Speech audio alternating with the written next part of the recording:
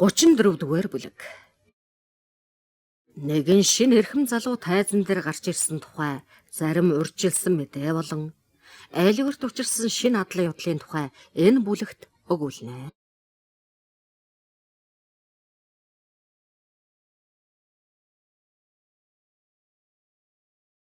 Баярлсандаа эгээл үхчихсэнгүй. Гинт тулгардуу мэдээ сонссондоо айлгүр мэл гайхан ухаан бүрийжээ. Уйлжиж, ярьжиж, амарч чадахгүй байлаа.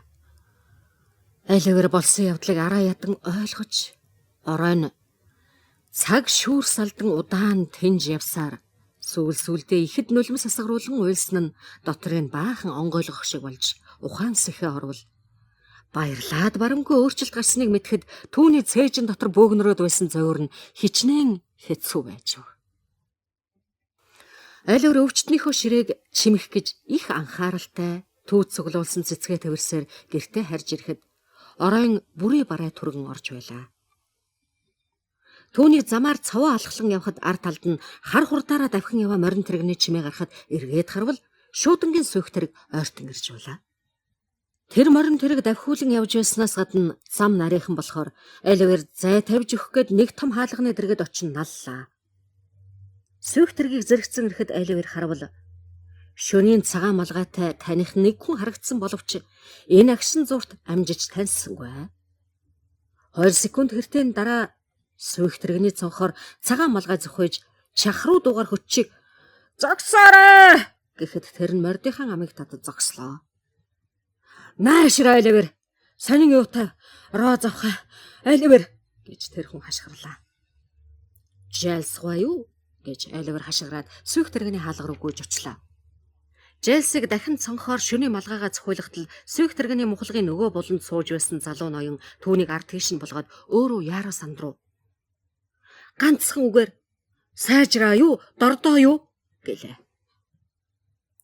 Сайжирсан овоо сайжирсан гэж айлгүр яаран хариуллаа. Бурхан тэнгэр минь гэж тэр ноён хэлээд чи тэгж бодож гин үү гэлээ. Нэрэ ноёнт минь гэж айлгүр хэлээд хэдхэн цагийн өмнө өөрчлөлт болсон. Ноён Лосберний хэлж байгаагаар одоо айх аюул бүрэн өнгөрсөө гэлээ. Тэр ноён дахиж нэг ч үг хэлэлгүй хаалгыг нээж үсрэн буугаад айлгүрийн гараас яарвчлан барьж аван зайдуухан газар аваачаад нэр нь чим нэгэ андуурч байгаа юм биш вэз гэж жижигсэн хоолоогоор асуулаа. Битгий худлаа хэлээрэ нэгэнт горьдлоггүй болсон юмд сэтгэл зовох хэрэггүй байдг юм шүү хүмүүн гэлээ. Би явж худал хэлэхгүй ноёнт минь. Та миний хэлж байгаа үгэнд итэг. Олон жил амьд явж бид бүхнээ байсгана гэж ноён Лосберн хэлсэн. Би ингэж хэлхийн өөрөө дуулсан гэж айлгүр хэллээ. Тийм их баяр хүргэсэн явдлыг хэлсэн тэрхэн үеиг айлгүр дурсмагц нүдний нулимс гүйлгэн нэрлээ. Нөгөө ноён цаашаа харж нэг хэсэг дуугүй боллоо. Тэр хүн ийм байдалтай мэгшин уйлах шиг айлгүрт олон удаа санагдж байсан болохоор ямар нэг үг хэлж саадуулахаас айдаг байжээ. Яагаад гэвэл түүний сэтгэлдээ юу бодож байгааг нь амархан тааж мэддэг байлаа. Тэгээд түүсэн цэцгээ оролдож байгаа хүн болоод хажуу тийшхэн болж зогслоо. Жалс энэ тэргээр яваад миний ээжинд очихгүй юу? Тэгвэл дээр баг. Би очихоос өмнө явган яарамгүй явж цаг хожие. Намайг мүд ирнэ гэж хэлвэл хэлээрэ гэж тэр залуу хэлэхэд Жалс нусныхаа алчуураар барзгар нүрээ эцсийн удааныг арчиж яваад өршөөгөөрөө намайг гэсэн чи хэрвээ та хөччөд ингэж хэлсэн бол би их баярлахсан. Би ийм байдалтай байж бүсгүй ч үлтэ уулзаж болохгүй. Миний нэрэнд муу шүү дээ гэлээ. За яах вэ гэж Гаримели нэмсэглээ хэлээд өөрөө мэдтээ. Тэгвэл тэрнийг тийшээ ачаагаа ахуулаад урдаар явуулчих. Та бидэнтэй хамт хойноос нь явал да. Юу ч гэсэн энэ шөнийхөө малгайг сольж айтайхан юм өмсдөхгүй бол солиорчгож гэж бодох бах гэлээ. Ноён Жалс тохироогоо хувцаа мэдхтэйгээ зэрэг шөнийхөө малгайг толгойноос мулт татан аваад өөртөө хийж тэргэн дотроос энгийн мөртлөө сүрхий сайхан бүрх малгай гарган өмслөө. Ингэснээ дараа зарлган цаашаа явлаа. Жалс ноён Мели, Оливер гурав хойноос нь яарамгүй алхлаа. Оливер зам зураа саяын ирсэн тэр хүнээ ихэд сонирхон шохорхон явлаа. Харахад 25 орчим настай, дунд зэргийн нуруутай, мэлгэр гоёмсог царайтай, ярьж хөөрөхдөө хөнгөн гавшгай зовхгүй.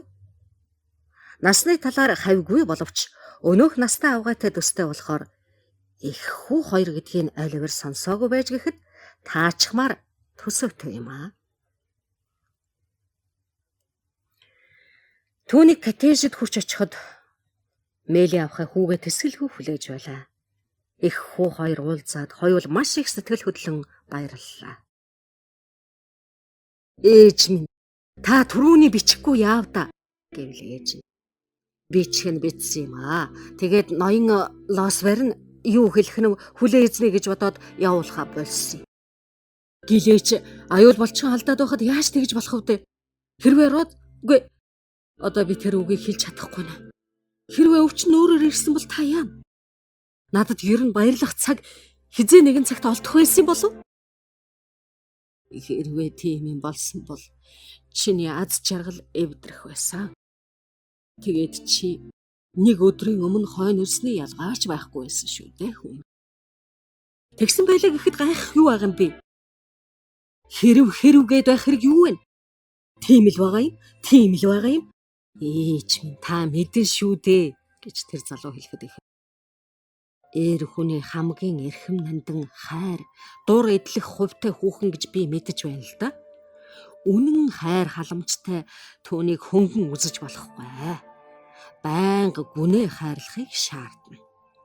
Би энийг мэдээгүй байсан бол бас тэрний хайрлж дурлж байгаа хүн нь сэтгэлийн хувиргавал түүний зүрх дэлбэрнэ гэдгийг мэдээгүй бол би юунд ингэж сүйд майд болон чармайж хийх ёстой юмаа хийхдээ өөрийн сэтгэл зүрхнээ өөртөөгөө үзэлцэж байх вт. Миний бодоход хүү минь гэж Мели авахай түүний мөрөн дээр гараа тавин хариу хэлэхдээ бага насанд нь урт удаан үргэлжилдэггүй сайн сайхан хүсэл эрмэлзэл бишгүй л байдаг. Тэгэх мөртлөө биелж болох нэг нь бүр үзэгдээд өнгөрөх шиг болдог. Тэр авахаа хүүгээ ширтсэн хэвээр. Юмны түрүүнд миний дотор нэг юм бод. Хэрвээ хөнгөмсөг омогтой бардам хүн нэр нь ямар нэг муу толботой хүүхэнтэй суувал санаа муутай тэнэг уулас. Тэр муу нэр тэр хүүхний буруугаас болоогүй байлаа ч гэсэн тэрнийг эхнэр хүүхдийн чадахыг бодож хэрвээ тэр хүнийг өөдтэй явбал өнөөх муу толбыг зааж дарамжуулахыг боддог юм. Тэр хүн төрөлхөн ямар ч санаа сайхантай сайн хүн байлаа ч гэсэн багадаан хамсаж явсандаа амаан барьж гимших цаг ирнэ. Харин эхнэр нь тэрнийг мэдээд зовох болно шүү дээ гэж л бодсон юм да гэлээ. Ээж минь гэж тэр залуу санд минь хэлээ. Тех хүн бол эр хүн гэж нэр зүгээд яах юм бэ? Таны яриад байгаа тийм эмтэй суух хувьч түүнд байх ёсгүй. Чи одоо л тэгж бодож байна гэж ээж нь хэллээ. Эзээд ингэж бодно гэж тэр залуу дуу алдаад энэ өнгөрсөн 2 хоног би сэтгэлээ шаналж миний хүсэл мөрөөдөл өчигдөр юм уу? Эсвэл миний ганц хөнгөмсгөөс төрсөн биш гэдгийг таандахгүй болохоор би аргагүй хэлэх ёстой. Болбраа хөрхөн ураацд би эр хүн эмэгтэй хүнд сэтгэл зүрх нь яаж өгдгийг адил өгсөн. Миний бүх санаа бод хүсэл эрмэлзэл найдвар гордлог түүнтэй уялдсан. Хэрвээ ээж минь энд саад хийх юм бол та миний амар тайван аз жаргалыг гартаа атхан бариад салхинд тавиад хөөсөнтэй өөрцөхгүй бол. Ээж минь энийг сайн бодооч. Намайг сайн бодооч. Та өөрөө төдийл бодож хичээдгүй бололтой юм. Тэр зол жаргалыг битгий үл тоогооч гэлээ. Гара юм гэж Мели авахай дуулдаад халуунын чин сэтгэл зүрхтэй хүнийг би их боддог болохоор ингэж байгаа юм шүү. Би тийм хүний сэтгэл зүрхийг цэвгүй болгохыг хүсэж байна. За, одоо энэ тухай ярихаа болёо. Дэндүү их ярьчих шиг боллоо. Гэхэд Гари үлгэж аваа. Тэгвэл Роз өөрөө л мэдгэлдээ. Та надад саад болох гэж өөрийн бодлоор зүтгээд байх юм гэлээ. Үгүй л дээ. Гэсэн ч чамайг бодоосоо гэж би хүсэж байна гэж Мели авахаа хэлэхэд хүн санд минь. Намайг бодоосоо гэж юу? Ээж минь би чинь бодсоор олон жил болсон. Би ямыг ястай бодож чаддаг болсноос хойш энэ тухай бодох болсон. Миний сэтгэл санаа хувиршгүй үнэнч хизээч гэсэн үнэнч хэвээрээ байх болно. Хэрэггүй дэмэл хүлээж хойшлуулад бие зовох хэрэг байна уу? Хэрэг алгаа. Би явахаас өмнө Розтой заавал уулзна. Уулзалгүй дээ хүү минь. Ээж минь таны хэлж байгаа янзаар чинь үзвэл Роз надтай уулзахдаа бацаахгүй ямар санагдаж байх юм. Үгүй ээ. Базаахгүй байхгүй. Яагаад ч тэхгүй. Тэгвэл ямар байх вэ? Сэтгэл зүрхээ өөр хүнд өгөөгүй байгаа. Яалаа гэж үгүй. Би энэ дурж байгаа биш бол тэр чамд хайртай дуртай бол байгаа баха гэж тэр настай авгаа хүүгийнхэн ам өрсөн хэлэх бөгөөд хамаг бүхнээ шийтгэхийн наан яг таг найдаж итгэхийн наан хайрт хүүмэн Розын түүх намтрыг бодож үз. Тэр чинь өөрийнхөө гарал сэжигтэйг мэдэх болохоор тэрнийг шийтгэхэд ямар нөлөө болохыг эргцүүлж үз. Ер нь Роз бол бидэнд ястай үнэнч хязгааргүй сайн. Энэ нь том жижиг ямар ч юмн дээр дандаа харагдаж байдаг шүү дээ гэлээ. Та тэгээд юу гэх гэсэн? Чи бодож ол. Би өөр дээр нь одоо очлоо. Бурхан тэнгэр өршөөх болтугай гэж Мели авахаа хэлэхэд хүн сэтгэл хөдлөн. Та орой бас уулзна вэ гэлээ. Роз дээр орж ирснээс хойш нэлээн орой уулзнаа. Намайг энд ирээд байна гэж та хэлэх үү? Хэлэлгүй яах вэ? Намайг их зовж тарчилж байсан, уулзахымсан гэж хичнээн их бодож байна гэж хэлээрээ. Хэлнэ зээжээ. Хэлнэ бүгдийг гэж Мели авахаа хэлээд хүүгийнхэн гарыг инхрээлэн бариад гарч одлоо.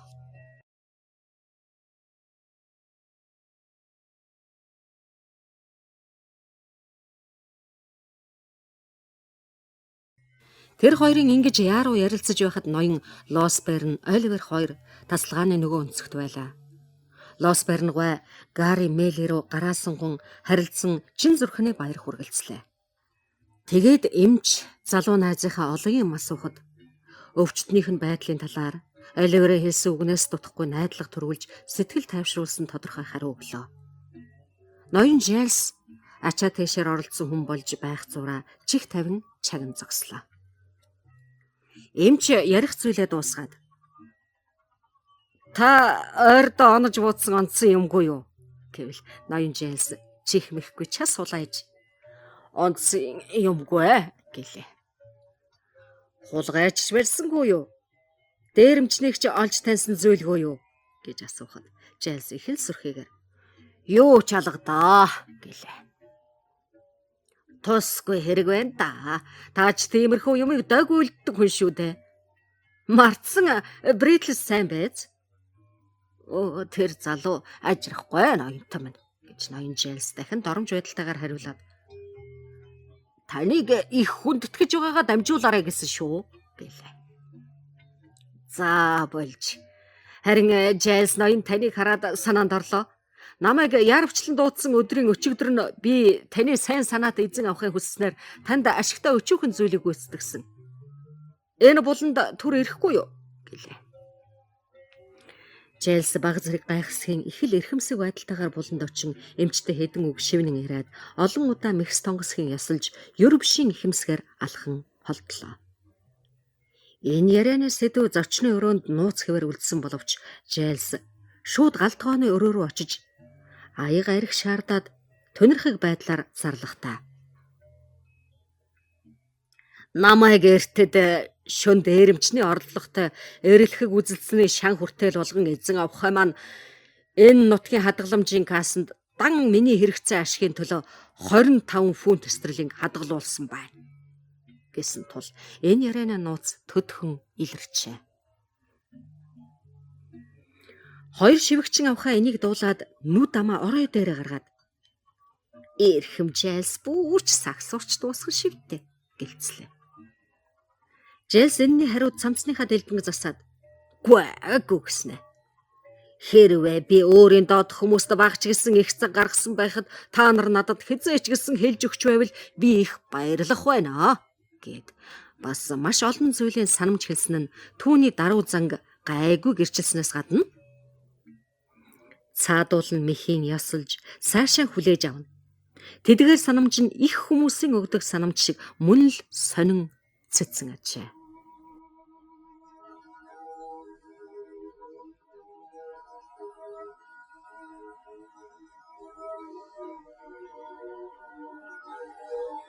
Тэр орой дээд давхарт их л урамтай байцгаалаа. Эмч маш сайхан зантай байсан болохоор анхандаа ядарснаас юм уу? Эсвэл элдэвийн бодоод уруухан байсан Гарри Мэлич тэр сайхан занд ноёны элдэн мэрэгэн цэцээ юм ярьж урдын явдлыг бүр жигтэйхэн нарийн дурсан хязгааргүй олон инээ түрмээр юм яриад байхад тэс чадсангүйгээс гадна Оливер бүх насандаа тийм зугаатай юм ёор сонсоогүй санагдаж инээдэ барьж чадсангүй. Эмч лав хөөрсөн бололтой өөрөө ч инээдэ барьж чадлагүй тачигнтал инээн. Гарри Мэлич түүнээс тутахгүй их л инээж байлаа. Тийхүү тэд тийм байдлын дотор аль болох баясгалантай байж тэр үдшийг өнгөрүүлэн цүмийн дотор онгойж баярлан амархаар тарахад нэгэнт орой болжээ. Тэд саяхан их төгшөөртэй зовиртой байсан боловч өнөөдөр одоо үнэхээр амар ууштай боллоо. Өглөө Оливер сэтгэл амар сэрж сүүлийн хэдэн хоног ёор үзээгүй их найдлага баяртайгаар өдөр тутмынхан ажлыг хийж эхэллээ. Шуудыг хуучин ормондоо очиж жиргүүлж донгодуулах гэж тортой наваачин газарт өлөглөө. Розыг баярлуулан байсгах гэж хээрийн анхлам хамгийн сайхан үнэр цэцэг төвлөө. Орчин тойрон цөм гуа сайхан байсан боловч зовиртой явсан тэр хүүгийн уйтгарт нүдэнд юм бүхэн гунигтай юм шиг байсан нь одоо нэгэнт элбийн хүчээр замхран алга болох шиг болжээ. Ногоо мөчөр дээр тогтсон шүүдэр уламж их гэлтгнах шиг, урьхан хонгор салхи уламж илүү урьхан болсон шиг, тунгалаг хөх тэнгэр уламж саруул тунгалаг болсон шиг санагдана. Хүний хуйн бодол санаа мөнх бодисын зүс сарайд хүртэл ингэж нөлөөлдөг байна. Оливер одоо өглөөнийхөө зугаалганд ганцаараа явдгүй болсныг тэмдэглэв штэ.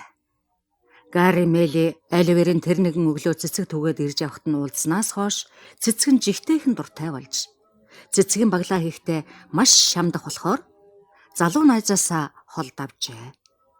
Энэ талаар Оливер хоцорсон ч чухам хамгийн шилдэг сайхан цэцэг хаагур ирж болохыг Оливер хүл мэдэх үлээ. Тэгээд тэр хоёр өглөө бүр хөдөөгүүр хэлсэж гэр өөдөө гой сайхан цэцэгтэй ирдэг байлаа. Зуны анхилмал өнөрт агаар сэрүү татуулан сэргээж байх нь сайхан болохоор одоо залуу авахын өрөөний цонх онгорхой байх болжээ. Цонхон дээр нь өглөө бүр маш хичээнгүй багалсан цэцэг дандаа тавиастай байна. Цэцгийн варанд шин цэцгийг сэлж хийх боловч тэр хатангар болсон цэцэг нь ямагт байхыг Оливер ажиглажээ. Мөн өнөөх эмч өглөө бүр салхинд гарахтаа тэр булан өд хизээ боловч заавал хараад толгоогоо догтгийг Оливер мөн ажиглажээ. Оливер ажигласаар өдөр хоног өнгөрч Розын бийч түргэн засарлаа. Залуу авахаа гэрээс гарахгүй болохоор өдөр шороо салхинд зугаалахгүй гагцхүү хаяа Мэли авахайтай хамт түр гадуур гардаг байсан боловч Оливерт цаг өнгөрч өгөхгүй удах шиг болоод байсан гэж хэлж болохгүй л дээ. Оливер буурал өвгөн ноёноор ном заалган туйлын шамдан хичээн суралцаж түргэн зур их ахиц олсондоо өөрөө ч гайхаж байлаа. Тэгээд Оливерийг хичээлээ хийгээд сууж байтал нь гэнэт нэг аимшигтай юм болж түүнийг догдлуулжээ.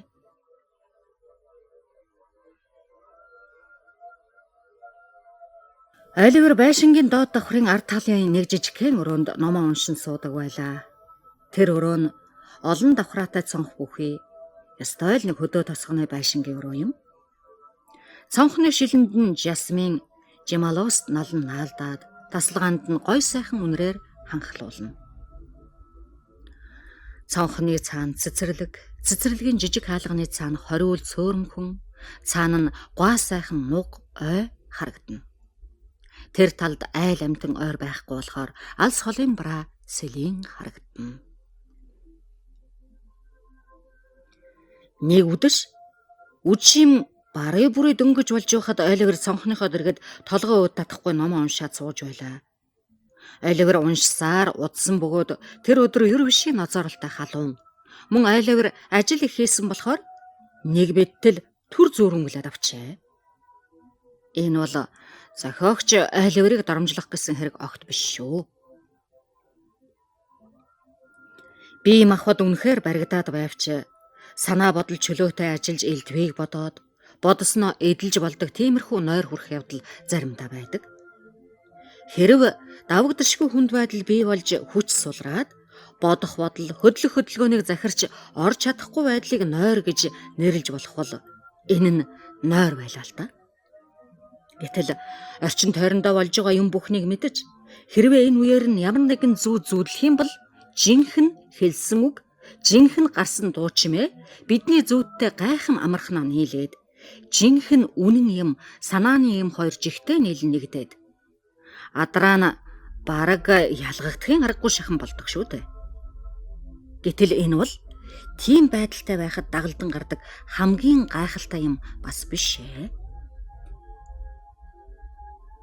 Тийм үед бидний мэдрэх, харах эрхтэн хэсэг зур өгсөн мэт байдаг боловч биднийг нүдэ анчаад байхад бидний дэргэд байгаачгүй, ойр байсан нь харж үзээчгүй тийм жинхэнэ ямар нэгэн юм чимээгүй хүрээд ирэхтэн хүртэл бидний нойрсон бодол санаа бидний нүдний өмнө бүрлзэгч юмд сайнаар нөлөөлөхдөө биетэйгээр нөлөөлж болох юм аа.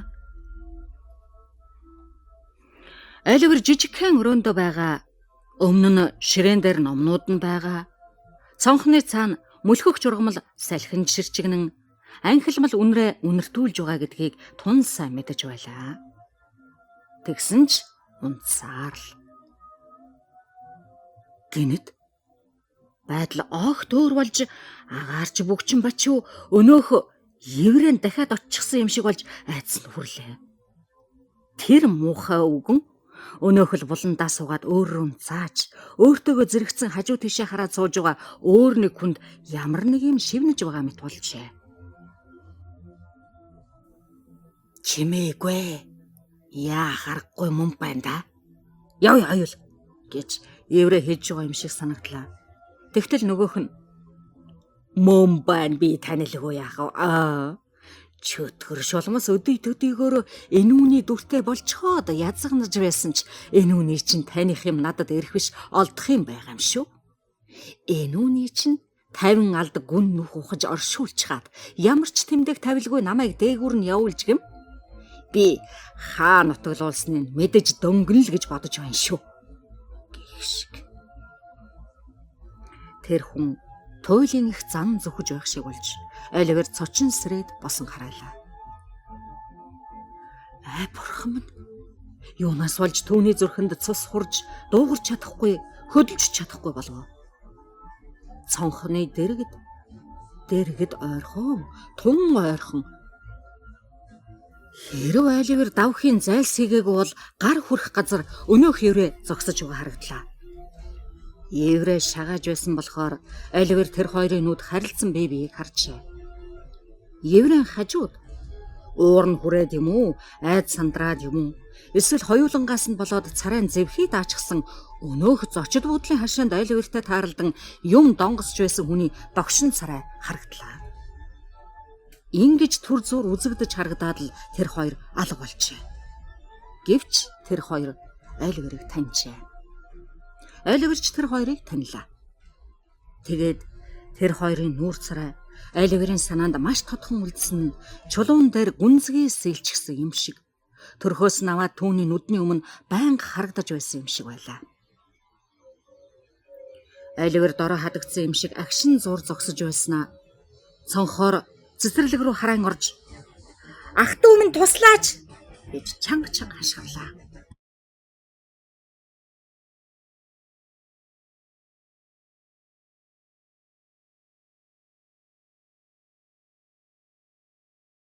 35 дугаар бүлэг.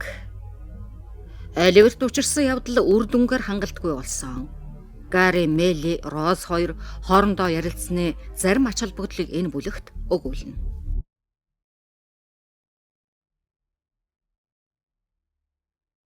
Хашгирах чимээгээр тэднийхэн гүйлдэн гарч ирэхэд царайн зэвхий даан цайж айд цоцсон Оливер байшингийн цаадах нугын зүг заан "Еврэ! Еврэ!" гэж арай чараа хэллээ. Жэлсва юу болсон учрыг олж ядах бөгөөд Гари, Мели сэргээс гадна Оливерийн түүх намтрыг ихээсээ нэггүй дуулсан болохоор учрыг амархан ухжээ. Тэгээд тэнцээ буланд байсан нэг том бороохоо шүүрэн аваад "Хаашаа? Аль зүг рүү явчих вэ?" гэвэл Оливер нөгөө хоёрын арилан тонилсон зүг заан "Тийш яахын завдалгүй алга болоод өглөө" гэлээ. Тэгвэл жалганд ороод нуугдсан байлгүй. "Миний хойноос яваараа хоцрохгүй годоорой" гэж Гари, Мели хэлээд саралжин дээгүр дүүлэн гарч жигтэйхэн хурдан гүйсэн болохоор бусд нь арай чамайл хоцрохгүй явж байлаа. Жэлс хойноос нь байдгаараа л хурдлангүй. Оливер түүний хойноос гүйн. Түрүүхэн салхинд гарч яваад эргэж ирээд байсан ноён Лосберн 1-2 минут болсны хойно саралжин дээгүр тэгнүрдэн гарч очоод "Тийм хүн тэгж чаддаг юм а" гэмээр овжин харааж босоод яггүй хурдлан тэр зүг гүйж юу болоод байгааг мэдэх гэж хашгирсаар явлаа. Бүгд амьсгалаач дарах гэж зогсолгүй гүйлтсээр удирдах яваа хүн Оливерийн зааж өгсөн талд хурч очоод гуужалгаар наривчлан ирж хайхад сая бусд нь гүйцэж ирээд Оливерч ямар юм хэрхэн болж ийм хөөцөлдөн гарсныг ноён Лосбернд тайлж өглөө. Ирээд ашиггүй байлаа. Ядаж сая гიშгсэн хүний улмөрч мэдэгдэх юмгүй байлаа. Тэд хаашаагаа 3-4 бээр газар бараа харагдах жижигхэн ухаагийн орой дээр гарч харвал зүүн талд нугын дунд нэг тосгон байна. Оливерийн зааж байсан замаар тэр улс зугтсан гэж бодоход илд сулдан газрыг тойрон явах ёстой байсан болохоор тийм түргэн зур тэд амжиж очиагүй байх ёстой. Тэр нуга нөгөө талаасаа өтгөн ойгоор хүрээлэгдсэн. Гэвч мөн л дээр дурдсан шалтгаанаар тэр хоёр тэнд нуугдаж чадахгүй. "Чи зүүдэлсэн юм биш вэ, Оливера?" гэж Гари, Мели асуухад Оливер тэр өвгөн зандалчны нүүр царайг бодмогцоо хамаг биеийн дагжин жижигч "Гүчиш 80 түмэн би дэндүүсээ харсан. Тэр хоёуланг одоо би та нарыг харж байгаа шиг их тод харсан" гэлээ. "Нөгөө нь ямар хүн байсан?" гэж Гари, Мели асуухад Оливер "Зочид уудлын газар надтай гинт таарлцсан гэж би танд ярьж байсан да. Тэр хоёр намайг ширтээд харсан. Би өдөөс нь харсан. Ястаа үнэн шүү, тангаргалаа. Энэ зүг рүү зугтсан байц лав уу?" гэж Гари асуув. "Тэр хоёр цонхны цаана харагдсан ч үнэн.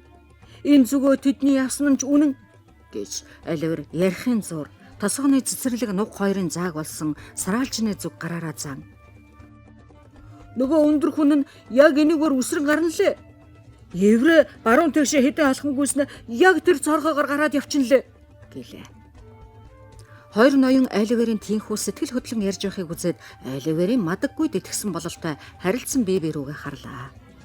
Гэсэн ч яаруу санд руу зугтсан хүн амьтны улмар ёор олдохгүй байлаа. Урт ургасан үүсэн дээр тэднийг ишгэлсэн мөрөөрл хэвдсэн үс таарлахаас биш өөр юу ч үзэгдэхгүй байлаа. Жалгын амсар хажуу нойтон шавартай байсан боловч эр хүний гутлын мөр үзэгдэхгүй буюу ерөөс хэдэн цагийн өмнө ч гэсэн энүүгээр хүн явж өнгөрчээ гэмээр улмөр огт үгүй байлаа. "Хачи юм да" гэж Гари хэлэхэд эмчи "Нэрэ хачи юм а? Блэтерс даав хоёрч учрыг тайлж чадахгүй байх оо" гэлээ. Тэд эрт хайгаад ч ашиггүй болох нь ил байсан боловч шүн харанхуй болтол няцалгүй, горьдлого тасрахгүй ирсээр л байлаа. Юм харагдахгүй болоод харьцгаах дааж тэд дурамчхан байлаа. Оливераар тэр хоёрын хувцс хунар гадаад зүс царай байдлын сайн гихчин хэлүүлээд Жэлсийг тасганы арх биемний мухалгуудаар шагаалгуулжээ. Еврейг нэг газар ороод юм ууж байхад нь буюу ойр хав явж байвал танихад их амар мэт байсан боловч Жайлс эргэж ирэхдээ уг жигтэйхэн хэргийн учрыг олох буюу олоход дөхөн болох юу ч хэлж ирсэнгүй. Маргааш нь дахиад л хайцгаан асууж сургалсан боловч бас л дэмий байлаа. Нөгөөдөр нь Оливер ноён Мэли хоёр хотын зээл орж өнөө хоёртой таарлаж юмгад үгийг ихнэ сураг сонсож магадгүй гэж горилгосон боловч бас л дэмий болжээ. Сүүлдээ энэ хэрэг мартагдаж эхэллээ. Ер нь ямар ч гэсэн гайхалтай хачин хэргийг шин зүйлээр сэлбэж байхгүй бол тэгс хийж байгаад замхардаг шүү дээ. Энэ завсар Розын бие түргэн сайжирч байлаа. Гадаа орж гарч байх чадaltaй болсон болохоор өрөөнөөсөө гарч гэр бүлийнхэнтэйгээ нийлээд тэд бүгдээр дахин баяр баясгалан болж эхэлжээ. Тэднийхэнд тийм баяр баясгалантай өөрчлөлт гарч тосгоноор баяр хөөртэй ярилцаж инээлдэх болсон боловч заримдаа Евробишийн бие барьсан байдал Розд илэрх болж Оливер энийг ажиглалгүй эс өнгөрнө. Мэли авахай хүүтэйгээ хоёулахна удаан байх явдал олширч харин Роз уйлж унтсан эрхэн цөөнгүй боллоо. Ноён Лосбернийг шерцээр буцах өдрөө товлсноос хойш тийм явдал бүрч их баттай болж залуу авахын болоод өөр хэн нэгэн хүний тайван байдлыг алдагдуулах юм болж байгаа нь илэрхий болжээ. Нэг өглөө Розыг хоол цайныхаа жижигхэн өрөөнд сууж байтал Гари Мэли орж ирээд "Түр уулзвал болох уу?" гэж хулчгархан асуугаад сандлаа ойртуулан "Түргэн тун түргэн уулзахад болох юм. Роз, миний хэлэх гээд байгаа зүйлийг өөрөө аль хэдийн мэднэ баха. Би өөрт чинь хэлээгүй байгаа боловч миний хамгийн их баяртай найдвар юу болохыг өөрөө мэдэн шүү дээ" гэлээ. Роз түүнийг ороод ирмэгц царайн туйлын их цайжээ. Энэ бол бүсгүн саяхан өвдөж байснаас болсон байж болох юм. Роз түүний тэр хэлсэн үгийг сонсоод доошоо тухайж өөртөө ойр байсан цэцэг рүү ойртоод цаашаа юу хэлхийг дуугүй л хүлээлээ. Би эндээс мөд явах ёстой болоод байна гэж Гари хэлэхэд Роз "Тийм ээ. Тийм явах ёстой. Ийм үг хэлсэнд минь өршөөгөөрэй. Гэсэн ч та явах ёстой" гэлээ. "Миний хамаг хүсэл мөрөөдөл болсон ганц хайртай амьтнаа алдчихна гэж би айхын ихэр айж, шаналхын ихэр шаналж энд ирсэн юм. Та ч өгөхийн даваан дээр газар тэнгэр хоёрын зааг дээр л байсан. Өвчин гихч залуу балчир гуа сайхан амьтдад туслахад тэдний ариун сүнс бол ямар ч учраа олохгүй мөнхийн тайван орших диваажин орон руу тэмүүлдэг шүү дээ. Тийм байдаг. Бурхан минь оршиг. Аль шилдэг сайхан амьтад дэлбэлж байгаа цэцэг шиг үедээ осолдохыг аль их тэргэх вэ гэлээ. Ингэж хэлэхэд тэр номхон охины нүдний нулимс нэг туслан цэцэг дээр тусч тоорцог дээр нь тогтон гэрэлцэхэд цэцэг нь уламж гоё болох шиг. Тэр охины булбраа нандан зүрх байгалийн хамгийн гайхамшигт бүтээл болох цэцэгтэй зүй ёсоор нэг төрөл гэдгийг илтгэж байгаа мэт санагдана. Тэр залуу өрийн сэтгэл хөдлөж цааш нь хэлэхтэй. Хамгийн гуа шүтэн шиг ариун амьтан үхэгсэхийн зааг дээр байсан юм. Тэр амьтны төрлөх орон, тэр алсын алсад орших ертөнц, түүний нүдний өмнө хагас цухигаад байхад хэн түүнийг энэ зовлонд гаслант ертөнцид эргээд ирэх юм гэж гордох үлээ дээ. Роз минь. Ормос тэнгэрээс нарны гэрэлтэй хамт энэ дэлхийд зөөлөн сүүдэр шиг бууж ирээд явчлаа гэж бодоход энд байдаг хүн амьтны төлөө эндээ хэвээр байх юм гэх ямар ч найдваргүй байхаа гэдэг. Аль хамгийн өнгөтэй өөдтэй жигүүр дээр суугаад дэндүү эрт очдог тэр гэгэн ертөнцийг таны ертөнц гэж бодоход тэгээд бас Ийм сэтгэл тэжээх бодлын хажуугаар таныг бас хайрлан дурлаж байгаа хүмүүстэй эргэж ирээсэ гэж залбирч байх гэдэг чинь хэн хүнд авахд дэндүү гэрх зовлон байсан. Би ийм зовлон өдөр шөнөгүй амсаж байлаа. Тэрний хажуугаар би танд цаглашгүй хайртай байгааг минь та мэдлгүй тэнгэр болчихно гэж бодхоос миний дотор айх сандрах, өөрийгөө өрөвдөх сэтгэл усны үе шиг цутхан орж тэр үеэр миний ухаан санаас ихийг арчин аваачих байсан юм. Роз, та одоо эдгэрчээ. Өдөр өдрөөр бараг л цаг-цагаар л эрүүл энх чинь туслаар буцсан ирж амьдралын алжаан туйлдсан алгуур урсгал чинь дахин хүчтэй сэхэтэ болж байна. Шуналт гүн дурлалд сохорч шахсан нүдэрээ би таныг үхлийн амсар дээр очиод амьдралдаа буцаж ирэхийг ширтэн харж байсан юм.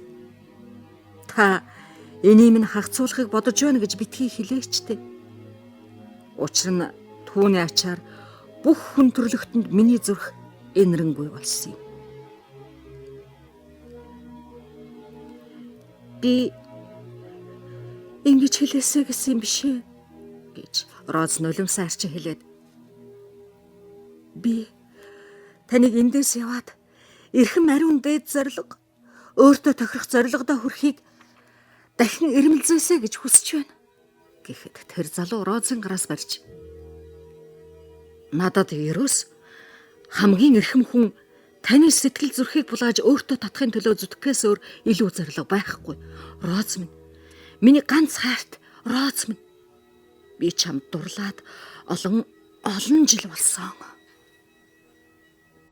Би алдаргавья байгуулан зүрх бардан буцаж ирээд тэр алдаргавьяг ганц л чамтай хуваалцах гэсэн юм гэж чамд хэлэх юмсан гэдэг миний мөрөөдөл байлаа. Тэр зол жаргалын цагт би залуугийнхаа дурлалыг хэрхэн үг дуугүй хадгалж явснаа чамд ярьж бид хоёрын хооронд тогтсон битүүлэг зөвшөөрөлдөөнийхөө нотлогоо болгож гараа надад өгөөч гэж гуйх юм гэж дандаа бодож явсан юм. Тийм цаг надад ирсэнгүй. Гэсэн ч одоо би ямар ч алдаргавья байгуулаагүй. Залуугийнхаа мөрөөдлийн нэгийг ч биелүүлээгүй. Би танд өөрийн сэтгэл зүрхийг зориулъя. Миний энэ үнд та ямар хариу өгснөөс чинь миний хувь заяа шалтгааллах юм шүү гэлээ. Роз хөдөлсөн сэтгэлэн барьж таавал хизээч номхон хизээч ариун байсан. Миний хариуг сонс. Тэгтээ харин намайг хөдлөх сэтгэлгүй нүнжиггүй хүн гэж битгий бодорой гэхэд би танд хань бол чадна гэсэн хариу үстэй тийм ээ Роз? Хариу өгнө. Та намайг мартахыг бодох хэрэгтэй. Тэгтээ намайг хуучны хайртай байсан найз биш гэж мартах хэрэггүй. Тэгвэл надад их зовлон болно. Харин та одоо дурлаад байгаа намайг мартах хэрэгтэй. ертөнцид ирж сургал. Тэгвэл таны баяр багтлыг төрүүлэх сэтгэл зүрх хичнээн олон байгааг харж мэднэ. Хэрэг хүсвэл намайг шин дурлалынхаа итгэмжтэй хүн болохоор би таны хамгийн үнэнч шударга чин андчин байх болно гэж Роз хэллээ. Тэгээд хэсэг зур тэр хоёр дуугүй болж Роз нэг гарын алгаар нүрээ таглан нулимс унгааж байлаа. Нөгөө гарын Гари барьсан хэвээр Роз минь ямар учир байна? Ингэж хийдэх ямар учир байна? Та мэдэх эрхтэй гэсэн ч таны хэлэх үг тэрнийг өөрчилж чадахгүй. Тэр бол би заавал биелүүлэх ёстой үүрэг. Би бусдын төлөө өөрийнхөө төлөөч тэрнийг биелүүлэх ёстой. Өөрийнхөө төлөө гинэ. Тий Гари. Өөрийнхөө ч төлөө. Хань нөхөд өв хөрөнгө гэх юмгүй нэрэндээ бузартай би таны анхны дурлалд хар амиан бодож татагтаад таны ирээдүйн найдвар төлөвлөгөө бодол чинь саад болсон нарыг таны найз нараас хүртэх хэрэг би хийх ёсгүй. Та агуу сайхан санааныхаа улмаас өөрийнхөө амьдралд их саад босгохыг би таны төлөө, танай төрөл садны чинь төлөө хориглох ёстой. Хэрвээ таны сэтгэл чинь уг хийх ёстой үйл хэрэгтээ зохицвол гэж Гари хэлтэл Розын царай час улаан. Үгүй зохицохгүй.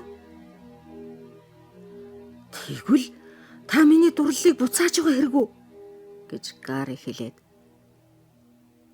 Хайртай Роз минь, энийг л хэлээд л ингэж их ганихрах зовлонг минь хөнгөлж өгөөч гэлээ.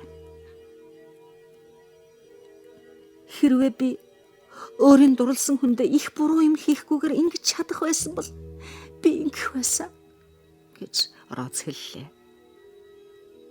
Та энүүгээ бүр өөрөөр үзэх байсан уу? Ядаж энийг надаас битгий нуугаач тэ Роз минь. Тэгэлгүй яах. За байлээ гэж Роз хэлээд гараа татан авчи. Ийм зовлонтой яриа ярьцуухан хэрэг юу вэ? Надад удаан жаргах тавилан олдож байгаа ч гэсэн энэ хамгийн зовлонтой яриаг одоо болъё. Та дурлалаараа намайг маш дээр өргөмжилж таны амьдралдаа олох амжилт болгон чинь надад хүч чадлыг өгөх юм гэж бодоход надад жаргалаа. За салах ёс хий Гари. Бид хоёр өнөөдөр шиг хизээч дахин уулзахгүй. Бид хоёрын харьцаа өнөөдрийн ярианы янзтай байж болохгүй. Гэсэн ч бид хоёр үрд зол жаргалтай найзалж болно.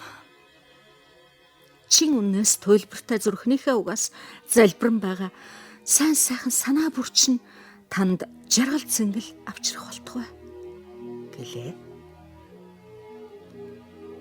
Өөр нэг үгийг учир шалтгаанаа өөрийнхөө үгээр өөрийнхөө хэлээр надад сонсгооч Роз минь.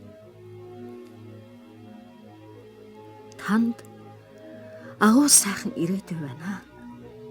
Нэртэй хүндтэй төрөл садан чинь дэмжиж байгаад таныг их нэр хүндтэй болгох юм байна.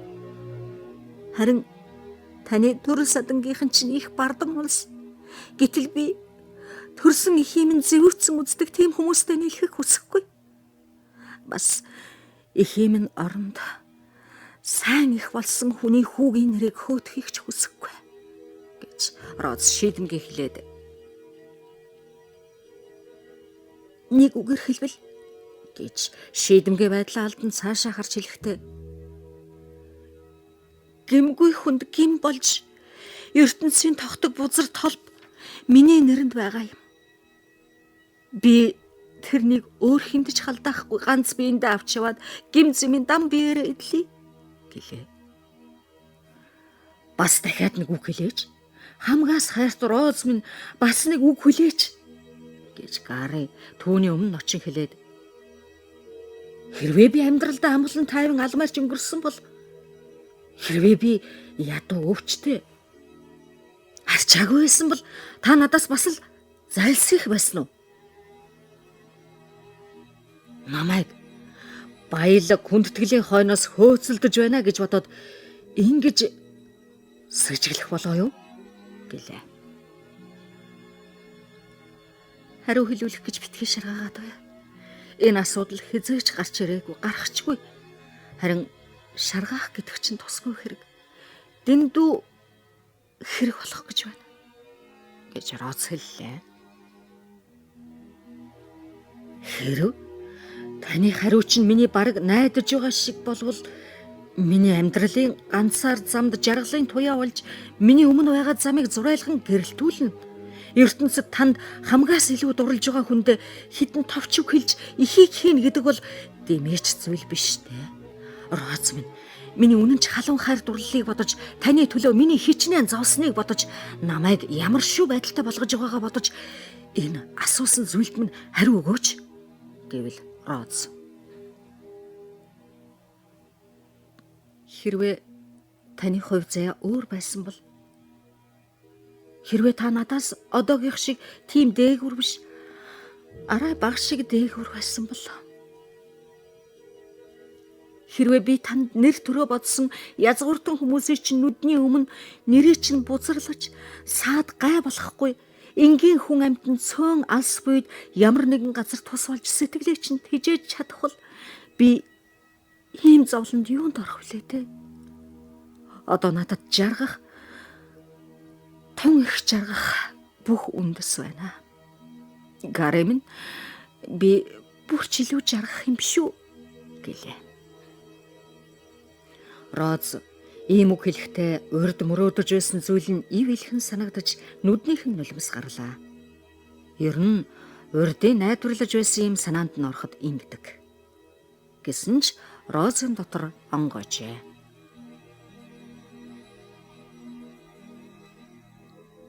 Би энэ сул талаад хийхгүй нэ. Гэсэн чи энэ сул тал минь миний шийдсэнийг баттай болгож байна гэж Роз түүнд гараа сунган хэлээд би ч одоо явлаа гэхэд Гари надад ганц ердөөл ганц зүйл амлаач. 1 жилийн дараа юм уу? Араа эртэж яах вэ? Тантай ингэж дахин нэг сүүлчийн удаа ярилцахыг сойрхооч гэж Гари хэллээ. Миний нэгэн шийдсэнийг өөрчлүүлэх гэж битгий шаргаагаад бай гэж Роз гунигтай инээмсэглэн хэлээд тэгээд ашиг болохгүй гэхэд Гари цаа яах вэ? Тийм гэж бодъё. Харин та давтаад нэг хэлчихгүй юу? Хэрвээ хүсвэл сүүлчийн удаа давтаж хэлээч. Би өөрийн мэдлэлд байгаа бүхий л эрх тарах эд баялагийг таны эрхэнд өгье. Хэрвээ та шийдснээс хазаахгүй гэсэн хэвээрээ бол таныг тэрнээсээ ухрах гэж үг ярьч тэр, үйл хэрэг ярьч тэр орохоо болъё л доо гэлээ. Тэгвэл тэхээс л биш. Надад бас л нэг зовлон болно. Гэсэн ч би тэр үед тэр зовлон илүү дээр тавж чадах үстэй гэж Роз хэллээ. Роз дахин гараа сунгасан боловч нөгөө залуу түүний элгэндээ тэрч цэвэрхэн тухайн үнсээд түргэн гарч одлоо.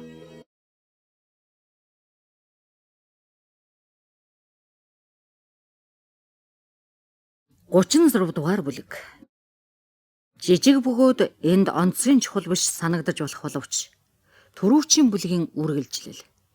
Цаг үеэ болоход ээлжин ирэх тэр нэгэн бүлэгт түлхүүр болох учраас уншвал зохиноо.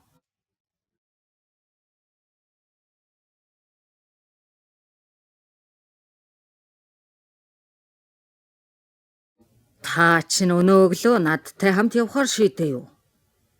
Таны төлөвлөгөө бодол чинь хагас цаг тутамд л хувирч байх юм а да гэж Гари Мэлиг Оливерийн хамт өглөөний цайгаа уухаар орж ирэхэд нь эмч асуухад Гари онцгийн шалтгаангүйгээр улайж та надад өөр үг хэлэх цаг ирэндэ гэлээ. Тийм цаг ирнэ гэдэгт би итгэхгүй байгаа ч гэсэн тийм үг хэлэх сайн шалтгаан олдно гэж найдаж байна өө гэж ноён Лосберн хариулаад. Гэсэн ч та өчигдөр өглөө энд юу үлдэхэр шийдлээгээл яста хүний төрсөн үр шиг эхийгээ тэнгисийн эрэгт хүргэж өгнө гэд байсан биш үү? Үдээс өмнө та надтай хамт явж Лондон хүргэж өгөх завшаан тохиолдов гэж байсан. Үдэш болохтой зэрэг бүсгүйчүүлийг сэрхээс өмнө намайг явбал зүгээр гэдэл нэг л жигтэй хятгаад байсан. Тэрний чинь уршгаар энэ залуу хүү Оливер өглөө хоол цай ууж идэлцэх гэсээр хөдөө явж ургамлын элдв сайхныг түүх ажлаа алдаад байна. Дэндүү муу хэрэг шүү тийм ээ Оливер гэлээ. Намайг эзгүй хайгуур ноён Мэли хоёр явчихвал ноён төмөн би харамсна гэж Оливер хэлэхэд эмч. Сайн хөө шүү. Хотод очиод манайхаар ороорой. Харин Гаригаас хэрэг болгож асууя. Таны гинт явах болсон чинь чухал хүмүүсээс мэдээ зэдээ сонссноос болсон биш байз гэвэл Гари. Миний авгахыг ч нэг таны үздэг чухал хүмүүсээс намайг энд ирснээс хойш сураг ёор алга. Жилийн энэ хэсэг хугацаанд намайг яарвчлан дуудмаар тийм юм юу л болооч доо гэлээ. Таач сонин нөхөр юм да. Тэд чинь шинэ жилийн өмнө их хуралдаа оруулах байлгүй яах вэ? Ингэж гэнт гуйвч шийдснээс буцах ухрах гэдэг бол улс төрийн бодлогод тийм ч муу бэлтгэл биш дээ. Ямар нэг учир бий байз. Албан тушаалын төлөөч, цөмийн төлөөч, морин уралдаан төрүүлэхийн төлөөч байна уу? Уралдахад ерөөсөө сайн бэлтгэл сургууль хийгүүштэй байдаг л да. Гэвэл Гари Мели энэ зүйлд нэмэлт болгож 2-3 зүйл хэлж эмчийг яггүй донслогох байсан боловч харж л бай да гэж хэлээд энэ сэдвэр өөр юу ч хэлсэнгүй. Удсангүй шуудангийн сүйх тэр гадаа ирж Жайлс юм хүмийг ачаалах гэж ирэхэд эрхэм эмч яаж ачаалдах юм болоо гэж сониучрхан гүйж гарлаа.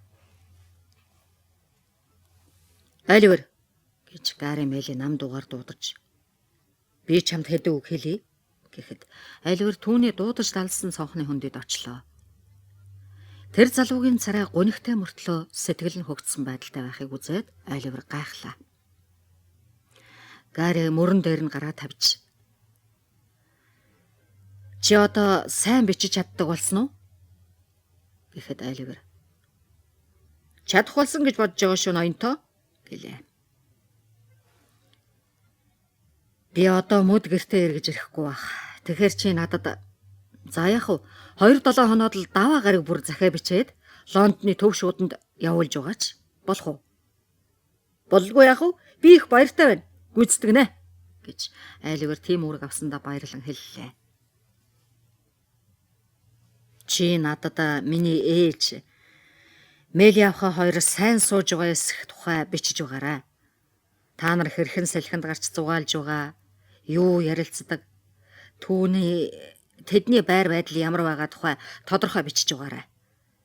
Бид тэднийг жаргалтай эрүүл мэнд эсхийг мэдэж байгаасаа гэж боддгийм шүү. Чи учрыг ухаарч байна уу? Сайн ухаарч байна уу эрхэм минь? Харин чи энэ тухай тэдэнд битгий хэлээрэй. Ээж мэдчихвэл өөрөө яршиг төв ургуулад байн захиа бичээд байх болно. Бид хоёрын нууцвалаг бүгдийн тухай бичиж байгаарай. Битгээ мартаарай. Би чамд итгэж байна шүү. Өөрийгөө чухал хүн болов гэж хөөрч баярлсан Оливер нууцаа сайн хадгалж захиасыг нэгднэггүй биелүүлнэ гэж амлалаа. Ноён Мели түүнтэй салах ёс гүйцэтгэхдээ чамайг харж үзэх болно гэлээ. Эмч сүйх тэрэгэн дотор ороод суучихжээ. Жайлс болдсон ёсоор бэлэн байгаа юм шиг хаалгаа нэгээд зогсчихлаа. Шивгч нар цэцэрлэг цуглаад тэндээс ажиглацгаана. Гари торон саралчтай цонх руу хулгайнуудаар нэг харж аваад тэргэнд орд суулаа. Яв бушуухан түргэн цагуулаад бай гэж Гари хашгирч. Өнөөдөр зүгээр жигээд л байвал миний сэтгэл тохирох нь байна гэлээ. Хэрэггүй гэж эмч өмнөх цонхныхоо шилийг буулгаж улаагчд хашгиран. Жийлгээд байна гэдэг чинь надад бол ердөөч тохирохгүй нэ. Дуулж байна уугүй юу гэлээ. Сүйх тэрэг тачигн түчгнүүлсээр холдож чимээн намдаж замаар давхиж байгаа тоосон манд бараг үзэгдэхгүй, заримдаа бүр алга болж, заримдаа зам тохиолдсон саад, зам бартаатай улмаас хурдан саарч байлаа. Хойноос нь харцгаан байсан хүмүүс тоосон үлийг бүр замхарсан хойноо л тарцгаалаа. Ажиглаа харагчдын нэг нь сүйх тэрэг олон бэрийн газар аль хэдийн холдоод явчихсан байхад тэр замаас нүдээ салгалгүй ширтсээр л байлаа. Энэ бол Гари түрүүхэн хулгайнуудаараа зэрэм харахад үзэгдсэн цонхны цагаан хөшгөний цаана сууж байсан Роз юм. Баярлсан хөгжөнтэй ч юм шиг байх шивтэй гэж Роз хэлснэ. Өөр байдалтай байх болов уу гэж бодсон юм. Би энэ дүрч их баяртай хэрэг байна гэлээ. Баярын нулимс гардагч, гунигийн нулимс ч бас гардаг аа. Роз цонхны дэргэд суугаад тэр зүг ширтсээр бодлогошрон суух зур хацрын даган урссан тэр нулимс бол баярын нулимс биш, харин гунигийн нулимс шиг байлаа.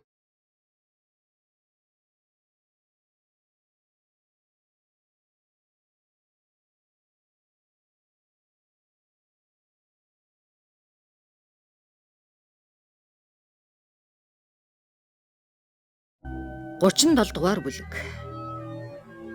Гэр бүлийн амьдралд олон тохиолдох мөргөлдөөний тухай уншигч авхай нар энэ бүлгээс олж магадгүй.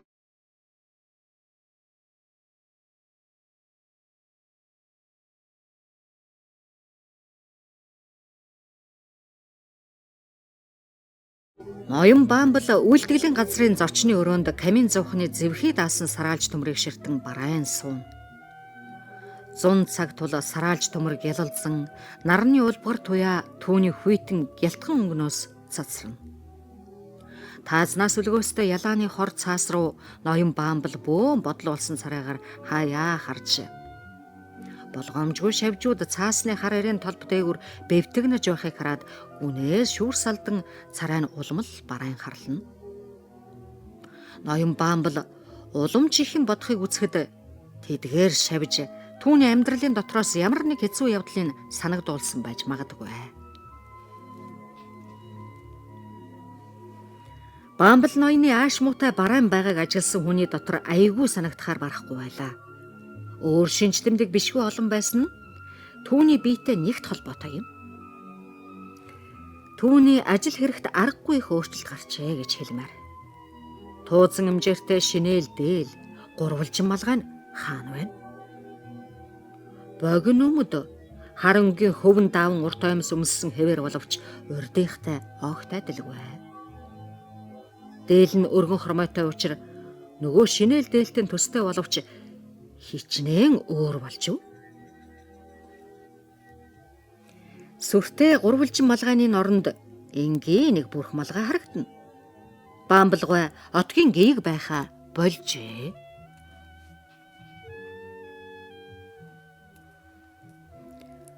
Хонжоо ашиг нь хамаагүй мөртлөө ховц сонор нь онцгой чалбагдал нөлөөтэй болдог тийм албан тушаал амьдралд байдаг. Фельд маршал онцгой мундиртай байдаг. Хамблам торгон орхимж дээлтэй байдаг. Өмгөөлөгч торгон нүмерэг дээл өмсдөг. Гэйг бол гурвалжин малгайтай байдаг. Хамбламын орхимжийн гэйгийн гурвалжин малгайг нь тууцтай навчих бол юу болох вэ? Хүн л болно, энгийн л хүн болно. Заримдаа хүний эрхэм чанар тэр байтугай ариун чанар нь хувцс хунараас нь шалтгааллах явдал байдаг юм шүү. Бамбал ноён корны авхаатай ханилан суугаад үйлдэглийн газрын хянагч болжээ. Отгийн гэйгээр өөр хүн болж гурвалжин малгай туузан эмжээрт шинээлэн дээл тайгийг шилжүүлэн авсан байна.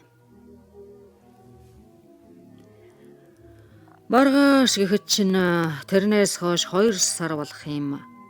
Бүхэл 100 шиг удаан байна гэж Бамбал ноён шүүр салдан хэллээ.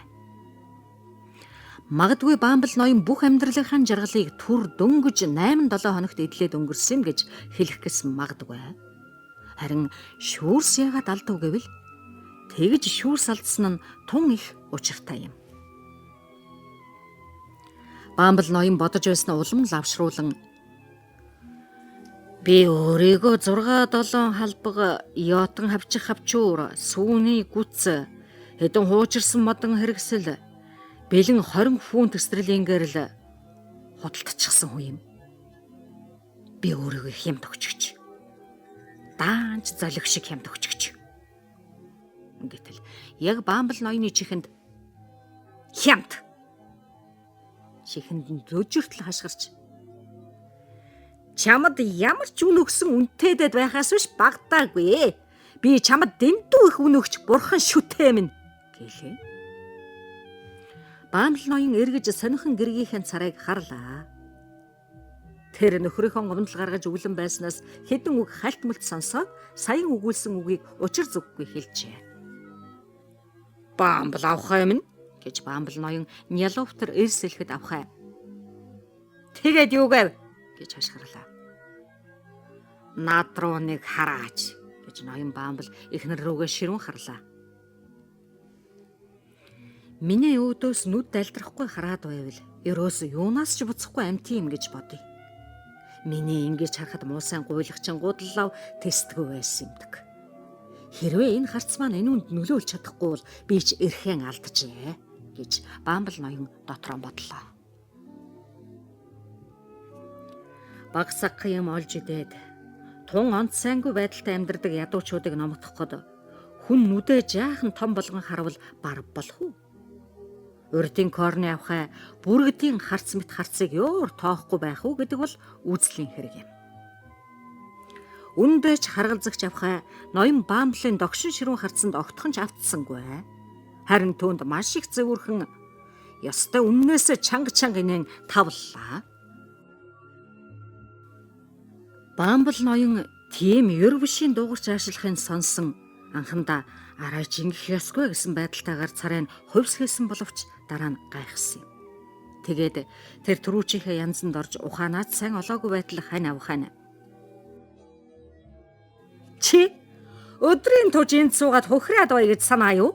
Гэвэл Бамбл ноён.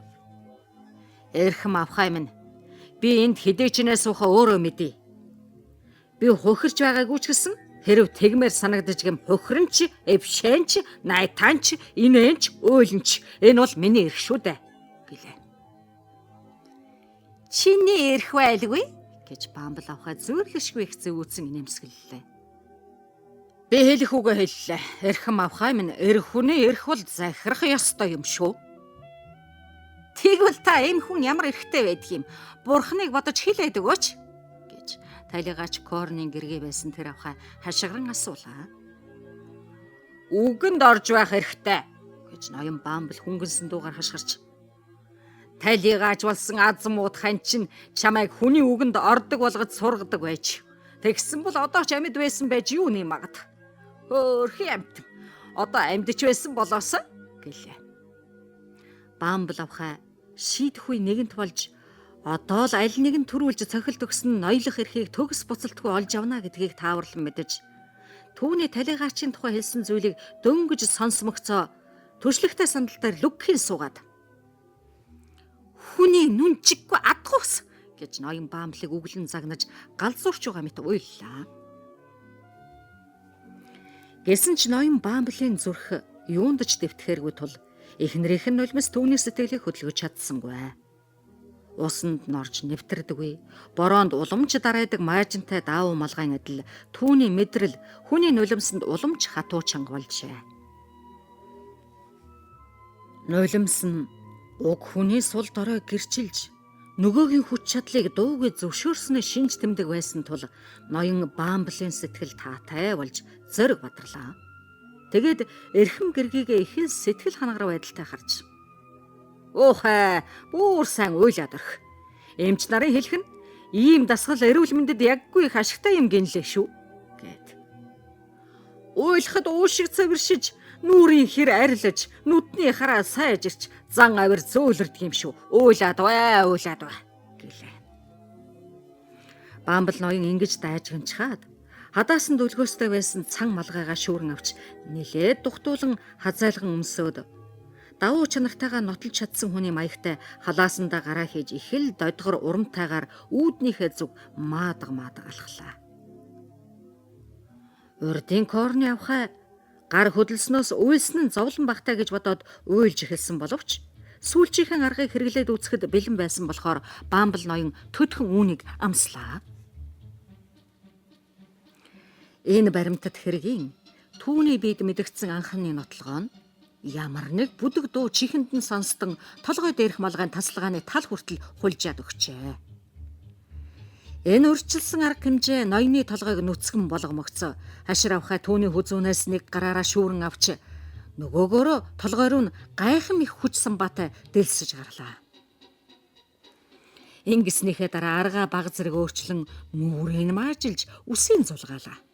Тэр авхай түүнд доромжлуулсныхаа өс хариуг авч дууслаа гэж үзмэгцээ.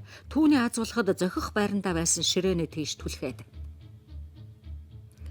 Хэрвээ чи чинь хөрвөл чи өөрийнхөө эрх тархыг дахиад нэг зарлаатгах л да гэд.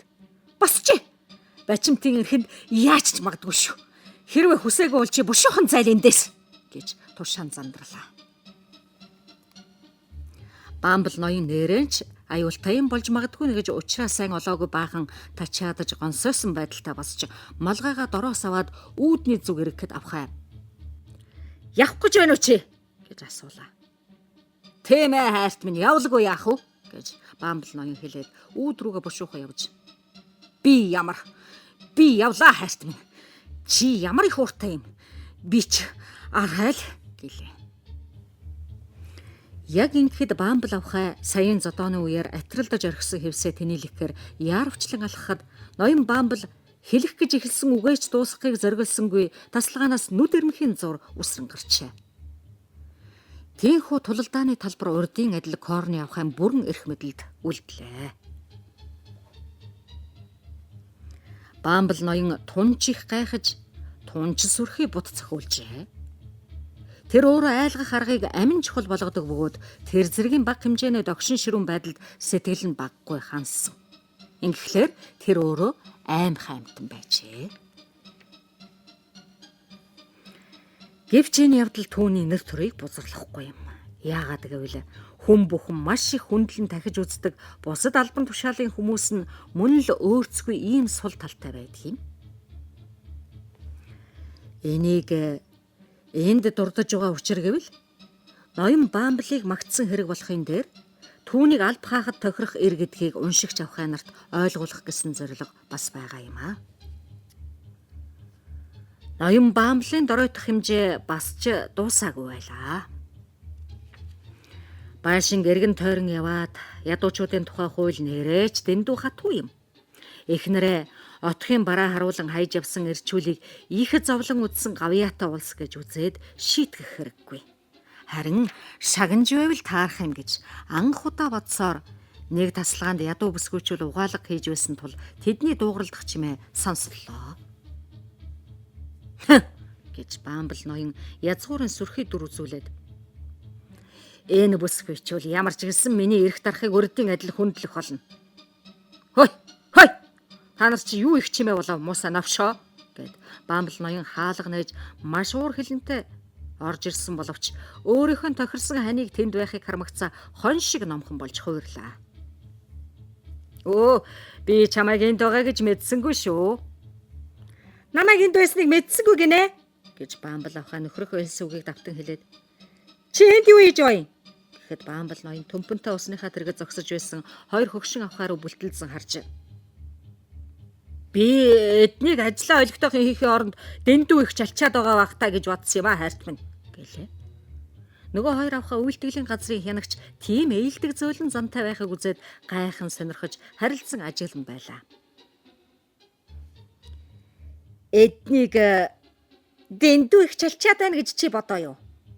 Чамд ямар хамаа байсан гэж Бамбал авхай асуухад ноён Бамбал хулчисаар яагаад вэ хайрт минь гэд ихнэрээ чамд ямар хамаа байсан юм гэж дахин шаардахад нь хайрт минь чи энтхийн эзэн туунцв харин би чамайг одоо энд байгаа гэж өөр бодсонгүй гэж ноён Бамбал бүхэлдсээр хэллээ. Гэтэл ихнэр нь ноён Бамбалгүй танд хэлэх юм байна. Таныг манай ажилд битгий хошуугаа дүрж байгаа ч гэж. Чи өөртөө падгүй хэрэгт хошуугаа дүрх их дуртай хүн юм а.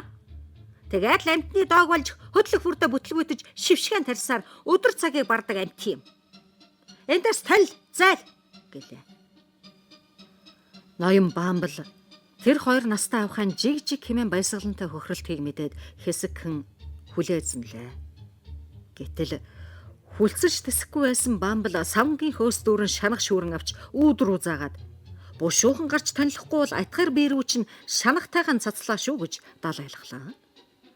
Бамбал ноён яах ёстой байв?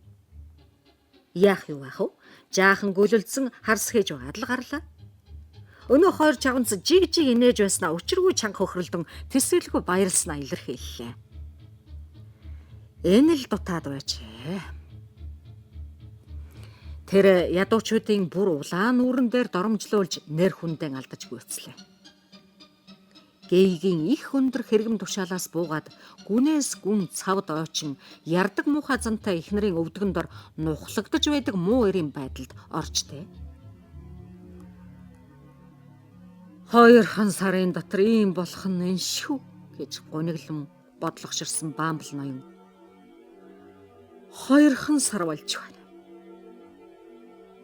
2 сарын өмнө би гэдэг чинь өөрөө өөртөө эзэн байх байтугай бүгдийн эзэн байл. Ямар ч илгээсэн үйлдэлийн газар тал эзэн байл. Одоо юу болоод байна? Нэрэж арай л дэндүү юм болжээ. Бамбал ноён дааман хаалга өөрт нь нээж өгсөн нэг хүүхдийг алгадаж яваад самгардсандаа цаашаа гарч гудамжаар ороод явлаа. Гунж гутах анхны хүчтэй зовлон өнгөртөл энэ тэр гудамжаар эргүү мунхаг юм шиг явсаар арай гайгүй болж сэтгэл санаагаа өөрчлөгдөхтэй зэрэг сая умдаас цангаснаа мэдэн хэд хэдэн гуанз шагааж хүн амтнаас буруулж явсаар нэг догол гудамжны гуанзны дэргэд очин цонхных нь хөшгөр өнгийн сэмээрхэн харуул ганцхан хүн сууж байх шиг харагдлаа. Яг энэ үеэр бороо юу юугүй шааган Бамбал ноёнч дотгошоо орхоос өөр аргагүй боллоо. Бамбал ноён орж лангууна хажууд очиж уух юм захиад өнөөх цонхоор нөнгөж харсан өрөөнд орлоо. Тэр өрөөнд байсан хүн нуруундр царай хар хүрэн өргөн тавиу суун өсчээ.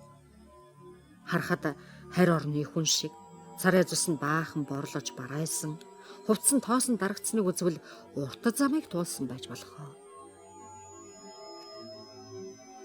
Бамблын орж ирмэгц өөдөөс нь нүдний булангаар харж баяр мэндийн хариу толгоогоо үл мэдэгдөхлөө. Тэр хүн нүүрэмгүй загналаа гэхэд Бамбал ноён хоёр хүн дөнгөх мөнгөтэй явсан юм л да.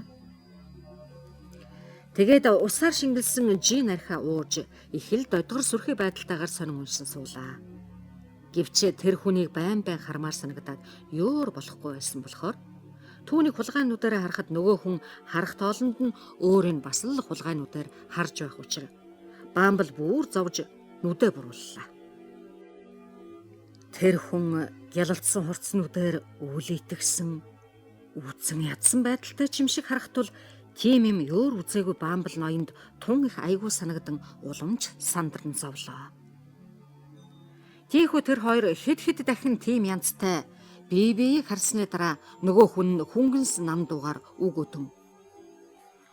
Та цонхоор өнгөхдөө намайг ирж байсан хэрэггүй гэхэд Бамбал. Та хэрв ноён биш бол би таныг ирээгүй дээ гэж хэлээд түүний нэр алдрыг мэдхийг тэсгэлгүй хүсэх тул тэр хүнийг нэрээ хэлэх болов хэмээн гордон түгдэрлээ. Ирээгүй юм байж тэгвэл гэж нөгөө танихгүй хүн доогдсон маягтай баг зэрэг мушин инэмсэглээд намайг ирж явсан бол нэрийг минь мэдлгүй яах вэ? Мэдэх гээд чирэггүй шүү гэлээ. Залуу минь би танд гим хийхгүй юм шүү гэж Бамбал ихэмсгээр хариу болоход нөгөө нь гэм болсон юм чалгал доо гэлээ. Бас нэг хэсэг хоёул дуугүй байснаа танихгүй хүн би таныг урд үзсэн баха. Гудамжаар өөр хувцастай явж явах чинь нэг зэрэмхэн харсан юм даг. Гэсэн ч таньж байх шиг байна. Та энтхийн гээйг баха гэлээ. Тийм ээ, отхын гээйг байсан гэж Бамбал гайхаж хэллээ. Зөв гэж нөгөө хүн толгойд өгөхөд таныг тэр тушаалтай байх үед чинь үдсэн юм байна. Одоо та ямар тушаалтай байгаа? Гэхэд ноён Бамбал нөгөө хүнээ дэндүү нүүрэмгээ загнах вэ гэж болгоомжлоод их л аажим хичээнгүүгээр үйлдвэрлэлийн газрын хянагч залуу минь үйлдвэрлэлийн газрын хянагчаар ажиллаж байна да гэлээ. Та ч урдынхаа адил өөрийн эрх ашгийг алддаггүй байз гэхэд Бамбал ноён энэ асуудалд гайхаж нүдээ том болгон харах бөгөөд тэр үл таних хүн түүний өдөөс ихц харж бүү зовоо. Үнэн нь хэлж өвгөн минь. Би таныг сайн мэдж байна шүү дээ гэлээ. Бамбал ноён яа харахгүй их зовж гараар нүдэ халахлсхийн тэр үл таних хүнийг толгойноос нь аваад улын хүртэл харж энэ болж ивэл хавгатай авгаагүй хэм боловч улаан мөнгө олохоос буцахгүй байдаг юм шиг санагдаж байна. Хүн үгүй гэж үннээсээ юм өгвөл манай отхын дүшмэд нар угаас цалин пүнлүү базаахгүй болохоор авхол болдгийм гэвэл чамаагч алдалгүй мэдэж шүү би гэсэн юм шиг мишэн толгоогоо дохин хонхтраад. Дахиад нэг хийгээд ирээч гэж Бамбал ноёны хоосон аягийг гуанзны эзэнд өгөнгөө. Хатуухан халуухан хэрэгтэй шүү. Та тиймд дуртай байхаа гэлээ. Бамбал ноён үүний хариуд хоолоогоо зэсэн сүрхийг ханаагаад тийм их хатуугаарч яах вэ гэлээ. Энэ хүн юу гэж хэлэх санаатай байгааг энэ учрыг олж байгаа вэ эзэнгуй гэж тэр хүн дурамчхан хэллээ. Ганцны эзэн мишээснэ явж очоод аяг халуун дарстай ирлээ. Ноён Бамбал түүнээс ганц балга магцаа нүдний нулимс гуйлгэнлээ. За одоо миний ярихыг сонсож байгаарай гэж нөгөө үл таних хүн үүд цонхыг урдаар хаачхаж угаадаа. Би өнөөдөр таныг олж уулзах гэж энд ирсэн чинь аз болж айлмуу чөтгөрч гисэн нөхдийнхөө хэрэгт дөхөм үзүүлдгийн ачаар намайг энд таны тухай бодол болоод сууж байтал та харин ороод ирэв шүү. Би танаас ялахгүй багсаг юм сураг тавих гэсэн юм. Нэг их чухал биш ч гэсэн танаас хоосон дуулж авахгүй. Юу ч гэсэн энийг өөртөө хийж арих гэд жингэнэх дууг нь гаднаас хүн сонсчих үедээ гэсэн юм шиг хоёр алтан төгрөгийг Бамбал ноёнд болгоомжтойгоор ширээн дээр авч өглөө. Бамбал ноён тэрнийг авч үнэн алт эсхийн шалгаад сэтгэл хансан янзтай хантаасныхаа халаас нь хийхэд үл таних тэр хүн урдын юм болоо. Тухайлаад хэлбэл одоогоос 12 жилийн өмнө өнгөрсөн тэр жилийн өвлийг сандаа гэвэл Бамбал ноён. Мөн ч язуурын үе байна да. За гэсэн чи яг санаад үзье. Үйлдэлийн газар л болсон явдлыг шүү дээ. За. Нэг шөнө болсон хэрэг. Ухаа. Чохон болсон газар нь гэвэл мусан золгүй амьтад энэ ертөнцид ямар ч хэрэггүй чарлж гонгонсон хүүхэд гаргаад отогч нь тээш болгоод өөрснөө болохоор бузар булаагаа авсанд оршуулаад танилдаг тийм нэг муухай байрч гэж нүхшүү гэж тэр байрны тухай сэтгэл хөдлөн тодорхойлсныг Бамбал ноён учрын сайн ололгүй. Төрөх тасалгаа байх нэ гэлээ. Зөв. Тэнд тэр жаал төрсөн. Бамбал ноён толгоогоо найрсаг байдалтай дөхөн. Нэг л олон хүүхэд төрж байсан дөө гэлээ. Тэр муусан олон чөтгөрүүд яах вэ? Танилсан ч болоо гэж үл таних нөгөө хүн дуу алдаад би нэг жаал сургалж байгаа юм аа. Энтхийн авсчны шав байгаад тэр авсчин авс хийгээд булчхан чи яасан юм? Дараа нь Лондон руу л гисгэх юм оргоод явчихсан номой зэвхий цагаан царайтай тийм нэг жаалыг л би сургалж байгаа юм л да гэлээ. Яа нэг нэ альврыг хийж гэнэ үү? Залуу твистэ үдэ гэж Бамбал ноён хашгираад санж байна бишгүй санаанд байна. Тийм хэрэггүй жаал ерөөсө гэтэл үл таних хүн нь альврын мууг дуудах сэдвт ороод байсан түүний үгийг таслан би тэрний өөрийнх нь тухай сонсох гэсэн юм бишээ. Тэрний чинь тухай бишгүй зөндөө сонслоо. Харин тэрний эхийн сувилагчаан болж байсан нэг муу чагунцыг асуух гэсэн юм. Одоо хаа байгаа бол гэлээ. Хаа байгаа бол гинэ гэж усаар шингэлсэн дарс балгаснаа ноён Бамбал нилээд нүүрмгийгээр үгийн давтан асуугаад хаа нугааг нь хэлэхэд амаргүй байна. Тэрнийг хаашаа таниллаач гэсэн оронд нь их баригч өөр хэрэггүй. Ямар ч гэсэн тэр ажилгүй байгаа баха гэж бодож байна гэлээ. Та тэгээ юу гэх гээд байгаа юм гэж үл таних хүн шийдэмгээ хатуухан асуухад Бамбал ноён өнгөрсөн үйл талыг ачвалсоо гэлээ. Энэ үгийг тэр хүн сонсоод Бамбал ноён руу их л удаан сүрхий ширтсэн боловч харц нь яваандаа алмайрсаар маш гүн бодолд автах шиг болжээ. Ийм үг дуулмагц эхлээд гомдох, баярлахынхаа аль нинч мэдэхгүй тэнэгэлзэн байгаа юм шиг байснаа.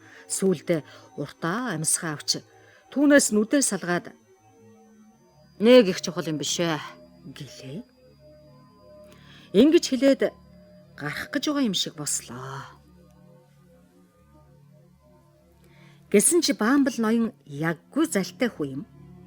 Гэргийнхээ мэдэж байгаа тэр нууцыг ол зомог ихтэй ашиглан завшиж болох бололцоо цохоо юу гэдгийг тэр дорн тааварлаа.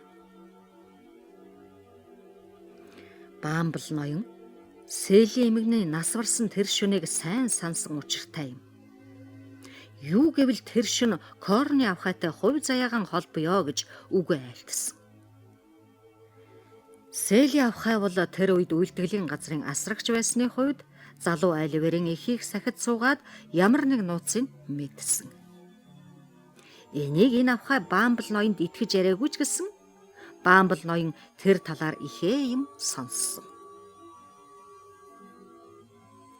Тэгээд энэ явдлыг тэр даруйхан санаад нөгөө үл таних хүнд янз тайхнаар тэр эмэгний яг талиж багт нь нэг бүсгүй яг харж байсан байгаа. Тэгэхээр тэр лав таны сургалж байгаа зүйлд тус нэмэр болох байхаа гэж би бодож байна гэлээ. Тэр үл таних хүн ийм мэдээ сонсмогцоо айдас нь хүрсэн чанараа лавтаяа харуулж бүр самгардан яаж тэрийг чинь олох вүлээ гэж асуув. Би олно доо. Хизээ? Маргааш?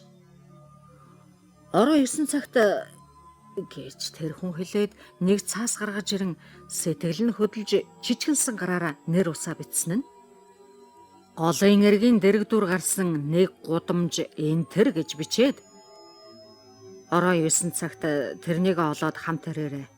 Нууцыг хадгалж бай гэж танд хэлээд чи яах вэ? Тэртээ тэргүй мэднэ үз. Танд ч ашигтай юм шүү дээ гэж хэлээд үүдний зүг явж зууртаа уусан ундааныхаа мөнгийг төлчхөөд гарч явахдаа зам нээлэхгүй дээ гэж аман дотроо шахам хэлж маргааш орон болдсон цагта дахин нэг сануулад ясархож масрахсанчгүй салжээ. Отхын төшмөлгүй тэр хүний өгсөн хаягийг заасан цаасыг уншин үзвэл нэр байхгүй болохоор нэг хол явчаагүй байхад нь лавлах гэж үл таних хүнийхээ хойноос гүйн очоод гараас нь татвал цаатах нь огцомхон эргэж хараад та яах гэ миний хойноос тагаад байгаа юм бэ гэвэл Баамбал ноён бичиг рүү заагаад би тэнд чи очоод хэн гэж сурах юм бэ мэдэх хэрэгтэй байна гэлээ. Монкс гэрэ гэж цаатах нь хэлээд цаашаа бушуухан алхлаа.